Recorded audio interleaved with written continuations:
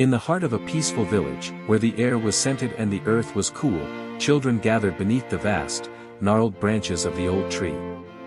Their faces, illuminated by a single lantern, looked up to the old man whose wisdom held stories of time. Tonight, his voice whispered to generations, "I will tell you a story of a man of God who disobeyed God's instruction." The old prophet is a figure specifically mentioned in the first book of Kings. He is an enigmatic character who resides in Bethel during the reign of King Jeroboam of Israel. The man of God from Judah arrives at Bethel to deliver a message from the Lord against the altar that King Jeroboam had erected for idol worship. The man of God prophesies that a future king, Josiah, will desecrate the altar by burning human bones on it. As a sign, the altar splits apart, and its ashes are poured out. After delivering his message, the man of God is instructed by the Lord not to eat bread or drink water in Bethel, nor return by the way he came. However, the old prophet, who hears of the man of God's actions, seeks him out.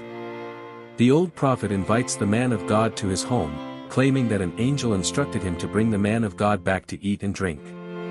The old prophet deceives the man of God, who then disobeys the Lord's command by accepting the invitation.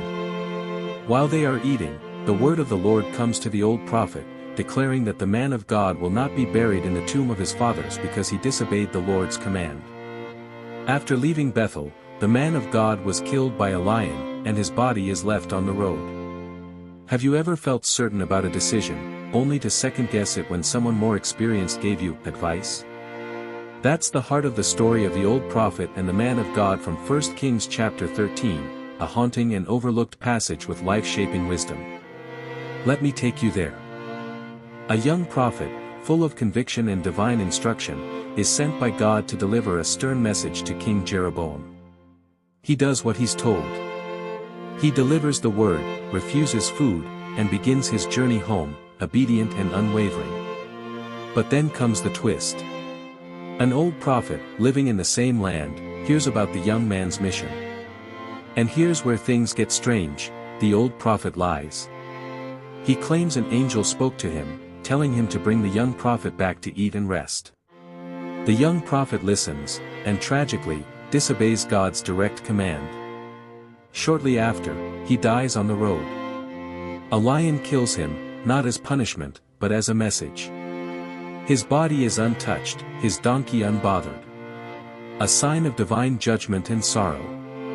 Now, you might wonder, why would a fellow prophet deceive him? Here's the first lesson: not every voice that sounds wise is speaking truth. Even those with experience can be wrong. Age doesn't always equal insight. The old prophet may have meant well, or maybe he envied the young man's clarity. Either way, he became a cautionary tale of how spiritual complacency can lead to harm. Second lesson: know your convictions. When God gives you a direction, hold it close.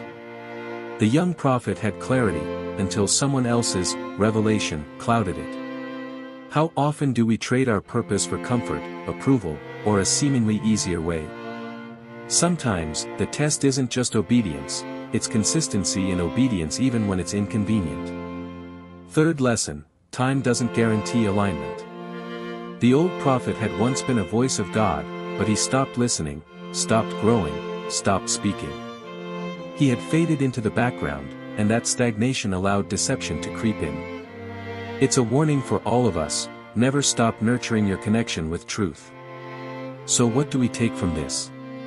In a world filled with noise, advice, opinions, spiritual leaders, online gurus, you need discernment. You need to protect the voice of purpose within you. And most of all, you need to know when to say, no. I have my assignment. I will finish it the way I was called to. Whose voice are you listening to right now? Is it rooted in truth, or is it just louder than your own? Your purpose won't always make sense to others. Sometimes, it won't even make sense to you. But when your direction comes from a place of clarity and conviction, it's worth protecting, even when it costs you comfort. So today, I invite you to pause. Breathe. Listen. Tune out the noise. Reconnect with your calling. Because the journey ahead doesn't need 1,000 opinions. It needs one clear yes. Thank you for watching. If this spoke to you, share it with someone wrestling with doubt.